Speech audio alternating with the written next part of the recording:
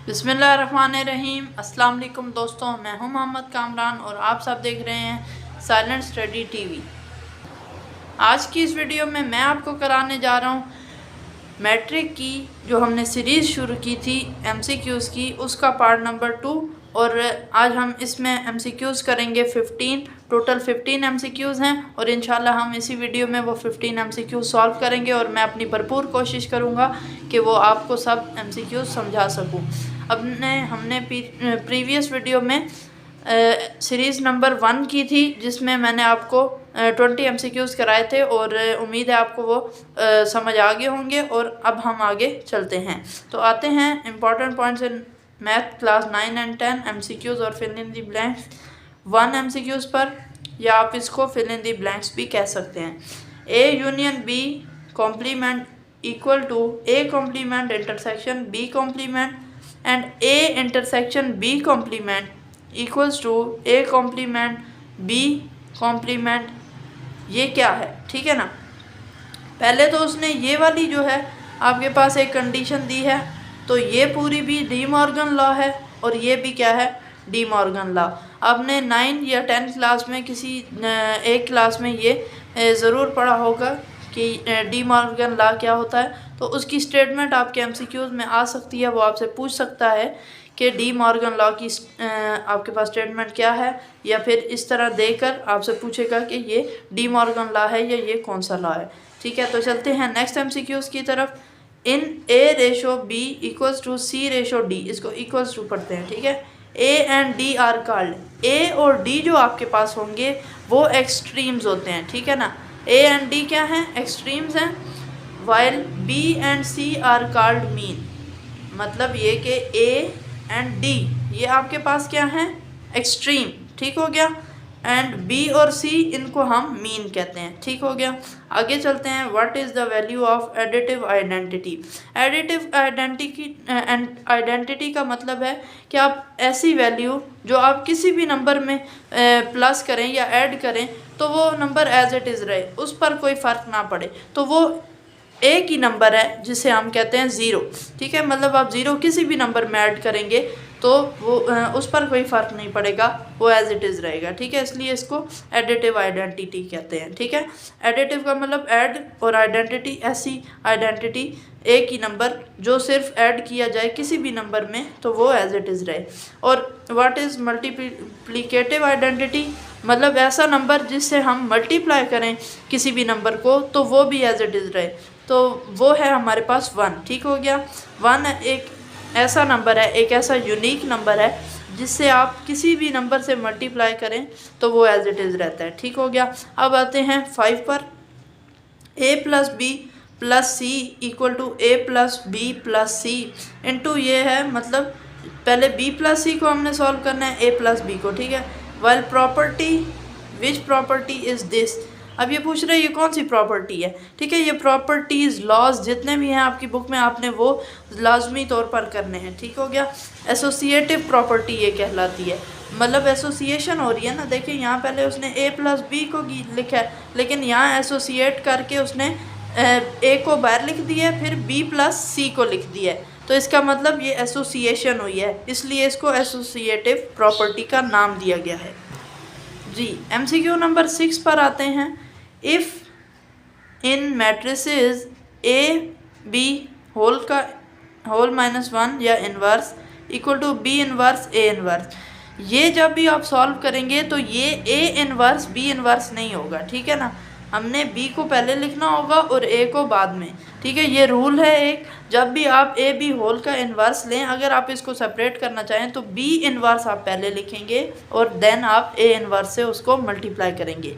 And in matrices A B whole का transpose equal to, ये मैं मैट्रिसेस की बात कर रहा हूँ, और जब आप ए बी होल का ट्रांसपोज लेते हैं तो वो भी इक्वल होता है बी ट्रांसपोज ए ट्रांसपोज के इक्वल, ठीक हो गया। If a person stands and looks up at an object, that angle is called angle of elevation, ठीक हो गया।